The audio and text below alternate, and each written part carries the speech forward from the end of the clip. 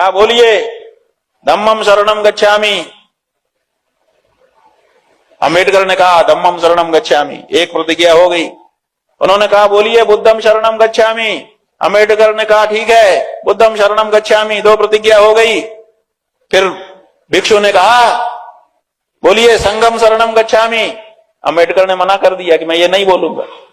दोस्तों, एक पोंगा पंडित जो अपने आप को शंकराचार्य कह रहा है और लेकिन उसे ज्ञान निमित्त मात्र भी नहीं है और बाबा साहब पर वह अंगुली उठा रहा है और उसकी अंगुली को अभी मैं डीएनए करने वाला हूं, काटने वाला हूं। दोस्तों, ये पोंगा पंडित है, बिना सार गर्भित बात करता है, बिना आधार के बात करता है, बिना पैर और सिर के बात करता है, कोई मूल आधार नहीं है।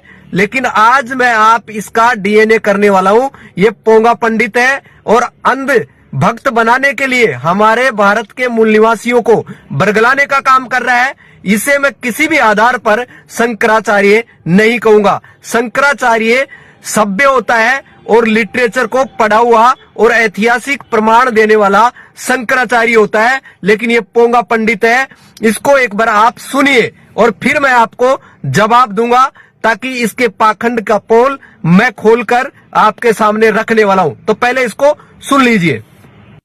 अंबेडकर जब बौद्ध धर्म की शिक्षा लेने के लिए चला बंधुओं, इतिहास में पढ़ लेना, नागपुर गया, 50,000 लोगों को इकट्ठा किया, बौद्ध पंथे को बुलाया और कहा कि हमको बौद्ध धर्म में दीक्षित कर दीजिए। उन्होंने कहा आपको प्रतिज्ञाएं करनी पड़ेंगी। कहा हम करेंगे। एक माइक उनके हाथ में हो गया, एक माइक उनके हाथ में हो गया, जैसे आजकल शपथ ग्रहण होता है। 50,000 लोगों के सामने बौद्ध भिक्षु ने वचन पढ़ाए। कहा बोलिए धम्मम शरणम गच्छामि। अंबेडकर ने कहा धम्मम शरणम गच्छामि, एक प्रतिज्ञा हो गई। उन्होंने कहा बोलिए बुद्धम शरणम गच्छामि। अंबेडकर ने कहा ठीक है बुद्धम शरणम गच्छामि, दो प्रतिज्ञा हो गई। फिर भिक्षु ने कहा बोलिए संगम शरणम गच्छामि। अंबेडकर ने मना कर दिया कि मैं ये नहीं बोलूंगा, मैं संघ की शरण में नहीं जाऊंगा। उन्होंने कहा कि 3 प्रतिज्ञाएं हैं, तीनों को नहीं मानोगे तो तुम बौद्ध नहीं हो सकते हो। इतिहास में दर्ज है अंबेडकर ने कहा कि मैं नहीं बोलूंगा। तो 3 प्रतिज्ञा जब वो बोला ही नहीं तो बौद्ध कैसे हो गया। तो दोस्तों, आपने सुन लिया। सबसे पहले तो इस पोंगा पंडित शंकराचार्य की जो बात है वो ये समझे कि बाबा साहब नागपुर गए। और बाबा साहब नागपुर कब गए, पहले तो ये सवाल है, ये बताया नहीं तथ्य के साथ। मैं बता रहा हूं 14 अक्टूबर 1956 को बाबा साहब नागपुर दीक्षा भूमि यानी महाराष्ट्र मुंबई, वहां पे बाबा साहब गए थे। और इस पोंगा पंडित को यह भी पता नहीं बुद्ध बनते बुलाया, वो कहां से बुलाए, बुद्ध बनते आए कहां से। बुद्ध बनते आए थे बर्मा और आज का म्यांमार है, तो वहां से बाबा साहब के लिए बंथे जी आए थे। ये कह रहा है पोंगा पंडित वहां पे 50,000 लोगों को बाबा साहब ने इकट्ठा किया। ये पोंगा पंडित झूठ बोल रहा है पूरा का पूरा सरेआम।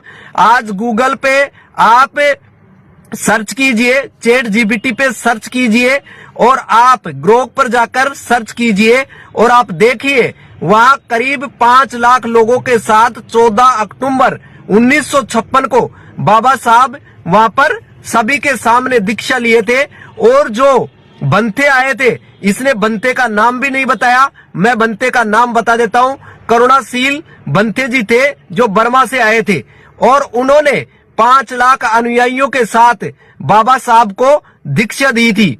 तो दीक्षा दी थी बाबा साहब को तो सभी के सामने दी थी और बाबा साहब ने फिर 22 प्रतिज्ञाएं दोहराई। तो मुझे ये बताइए, जब ये पोंगा पंडित जिसको नॉलेज नहीं है और बिना सिर पैर की बात कर रहा है, तो मुझे बताए कि कह रहा है कि एक माइक उधर ले लिया, एक माइक इधर ले लिया, बुद्धम शरणम गच्छामि, बुद्धम धम्मम गच्छामि, बुद्धम संगम गच्छामि। जब बाबा साहब बुद्ध के धम्म में ही जाने के लिए प्रवेश कर रहे हैं, तो फिर उसके बाद में संघ में जाने के लिए प्रेरित नहीं करेंगे अपने आप को। तो बाबा साहब ने लिटरेचर लिखा है, बाबा साहब ने बहुत बड़ी अच्छी पढ़ाई करके, और उसने अपने लिटरेचर में कहीं पर भी इस तरीके की बात नहीं कहा है कि बाबा साहब ने संगम शरणम गच्छामि लिखने के लिए या बोलने के लिए इस तरीके से बनते ने कहा और उन्होंने नहीं बोला हो, तो ये गलत धारणा है और आप लोगों को बेवकूफ बना रहे हैं। अब मैं आपको सच्चाई बता रहा हूं कि बाबा साहब का जो जन्म था वो कब हुआ। बाबा साहब का जन्म मध्य प्रदेश के महू छावनी के अंदर 1891 के अंदर हुआ। जब 1891 के अंदर हुआ तो बाबा साहब जो 10वीं की परीक्षा है जिसे मैट्रिक कहते हैं, वो कहां से पास की थी? वो बॉम्बे से पास की थी। बॉम्बे की जो स्कूल का नाम था एल्फिंस्टन स्कूल का नाम है, और उसके अंदर से इन्होंने 10वीं पास की जिसको मैट्रिक कहा जाता है।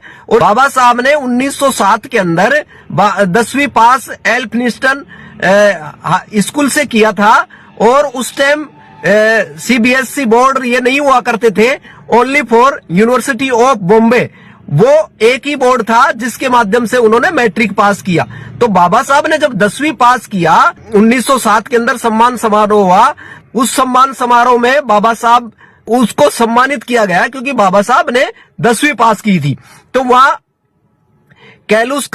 कैलुस्कर नाम का एक व्यक्ति जिन्होंने बाबा साहब को बुद्ध की चरित्र की बुक थी वो उस सम्मान में बाबा साहब को दिया गया था। तो जब बाबा साहब 10वीं पढ़े और पास करने के बाद में जब बाबा साहब को यहां पर बुद्ध चरित्र दिया गया है कैलुस्कर के माध्यम से, तो बाबा साहब ने पहले ही बुद्ध चरित्र पढ़ लिया और फिर जाके 14 अक्टूबर 1956 को जब दीक्षा में परिपूर्ण हुए तो पहले से वो जानते थे, इसीलिए तो 22 प्रतिज्ञाएं बाबा साहब दोहरा रहे हैं। तो ये बेवकूफ है, ये पोंगा पंडित है, ये मूर्ख नहीं महामूर्ख लोग हैं जो लोगों को मूर्ख बनाने का काम कर रहा है। और ऐसे पोंगा पंडितों का, शंकराचार्यों का हम भारत के अंदर बायोकाट करते हैं क्योंकि बुद्ध राष्ट्र ये भारत है। और इसीलिए जब पीएम मोदी भारत से बाहर जाता है तो कहता है मैं बुद्ध राष्ट्र से आया हूं, हमने बुद्ध दिया है, युद्ध नहीं दिया। तो इस पोंगा पंडित का अपमान होना चाहिए, ऐसे महामूर्खों का सरेआम अपमान होना चाहिए। और ज्यादा से ज्यादा इस वीडियो को कैरी फॉरवर्ड करें क्योंकि बाबा साहब की संतानें, बाबा साहब को चाहने वाले और बाबा साहब की विचारधारा पर चलने वाले अनुयायी अभी जिंदा है।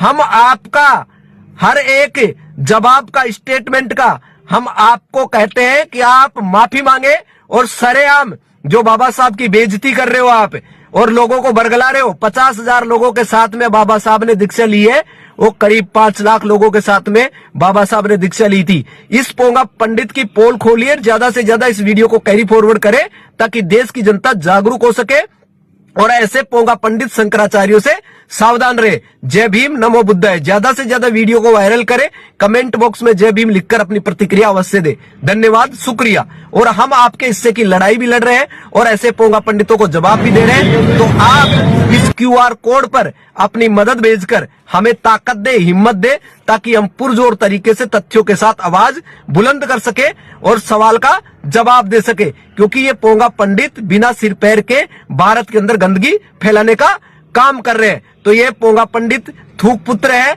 और ये ब्रह्मा के मुख से पैदा हुए हैं और इनके रामभद्राचार्य, इनको त्रिगुणायत आता है, ये त्रिगुणायत के अंदर आता है और ये त्रिगुणायत ब्राह्मण होते हैं, इनमें भी अधम होते हैं, नीच होते हैं। ये मैं नहीं कह रहा हूं, इनके रामभद्राचार्य इनको उपाधि दे रहा है। तो मेरा कहने का मतलब इनसे कोई मतलब नहीं है, लेकिन बाबा साहब के बारे में अगर गलत बोलेंगे, गलत टिप्पणी करेंगे तो उन्हें सार्वजनिक तौर पर माफी मांगना पड़ेगा। और आप लोग इन पोंगा पंडितों के यहाँ पर चढ़ावा चढ़ाते हैं और आप लोग इनके दरबारों में जाते हैं, तो दोस्तों यहाँ पे जाना बंद कर दीजिए क्योंकि आपके हिस्से की जो लड़ाई है हम लड़ रहे हैं। और आपका गाड़ी कमाई का पैसा आप दुश्मन को अगर वहां पे चढ़ावा चढ़ा रहे हैं तो दोस्तों वो मजबूत हो रहा है। और अगर आपके पास में इतना पैसा है तो ये QR कोड है, इसके ऊपर आप हमें मदद भेजिए। आपके मदद से हम आपकी हिस्से की लड़ाई भी लड़ रहे हैं। और मदद अगर नहीं भेजते हो तो कम से कम हमें सपोर्ट कीजिए, हमें सब्सक्रिप्शन ले लीजिए हमारा, और लाइव हम डिबेट करेंगे और ऐसे पोंगा पंडितों की पोल खोलने का काम करेंगे। जय भीम, नमो बुद्धाय, शुक्रिया, धन्यवाद।